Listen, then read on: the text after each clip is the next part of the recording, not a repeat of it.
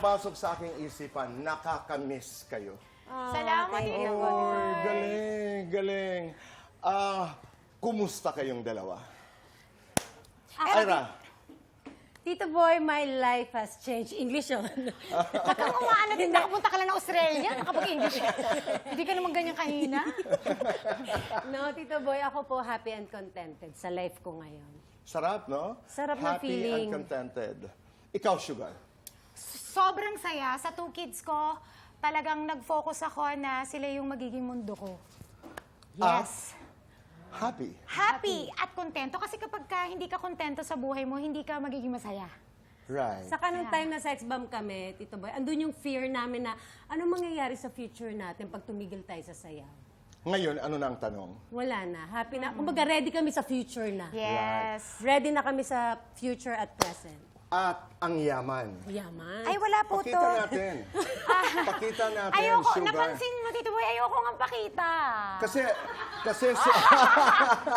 Kasi Tito Boy, nakita ko si Heart. dito, May- oo, si Heart Evangelista. Talagang gumaganon. Sabi ko, ay, kailangan pagka nandun ako, para kunyari libel kami, ganyan.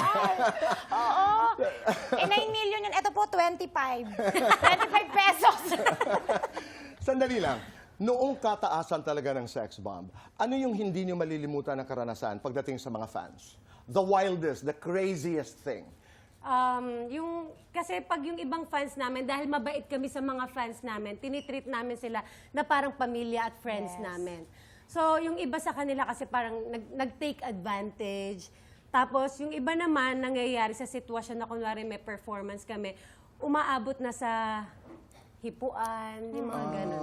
Kaya Tito Boy, pag ginagawa namin, nakaganon kami, isa-isa, pila-pila po kami, nakayakap. Magkakayakap Hawak kami. namin yung mga bahagi ng katawan namin. Pero nung one Nakapila time kayo siya, pag... Oo. Pag naglalakad kami, Halimbawa, papunta sa... palabas, papasok papunta, sa arena. papasok at palabas. Hindi, Kasi nakita nakakatakot ko yun eh. Yun ang dahilan.